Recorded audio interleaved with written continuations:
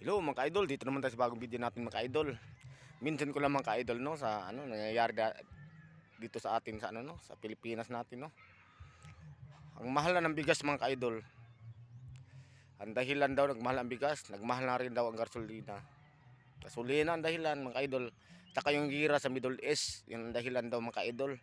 Wala naman tayo pakialam doon sa mga sa gira doon sa Middle East mga ka-idol no. May sarili man tayo ditong mga bigas. Langis meron din. Ang laki ng niya sa Mindanao, anuhan ng langis. Meron din sa Metro Manila. Hindi ko maintindihan yung natin mga ka-idol, yung natin sa Pilipinas. Natawag nito yung mambabatas at saka negosyante. Tayo mga mahirap mga ka-idol, lalo naghihirap. Ang mayaman, lalo nagmayaman. Yan. Wala rin kwenta yung mga natin mga ka-idol, yung boto natin sa mga politiko na yan. Hindi na natin banggitin na basta mga politiko lang mga ka-idol. Walang kwenta yung boto natin sa kanila. Tayo mga mahirap, lalo naghirap. Diba mga ka-idol? Yan nga, hindi ko maintindihan dito sa Pilipinas natin eh. Wala naman tayong gira doon sa ibang bansa, di ba? Wala naman tayong pakialam doon. May mga sarili naman tayong dito na langis eh. Tapos, yung langis dito, nagmahal. Yung bigas, nagmahal. Yung dahilan, sa langis ang dahilan. Ang gira din sa Middle East. Hindi ko maintindihan kung anong klaseng batas natin dito sa Pilipinas.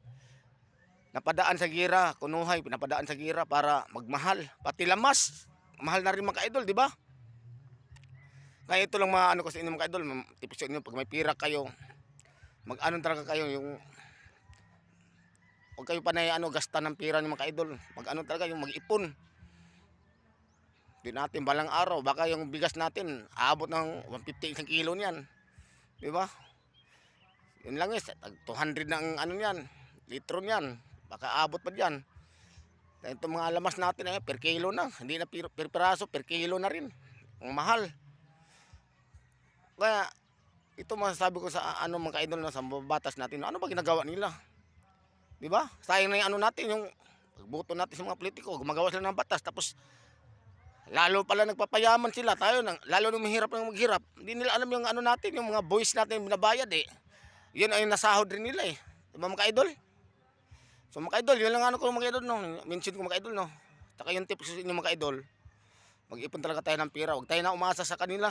Mag-ipon tayo ng pera. Huwag panay gasta. Gastos man ang pera natin. Mag-ipon talaga tayo. Baka balang araw, may pa rin tayo. Tawag nito, may mga dampot pa rin tayong pera mga ka-idol. So, yun lang mga ka-idol no. Please like, comment, and share mga ka-idol. Unfollow mga ka-idol. Thank you for watching mga ka-idol. Bye bye.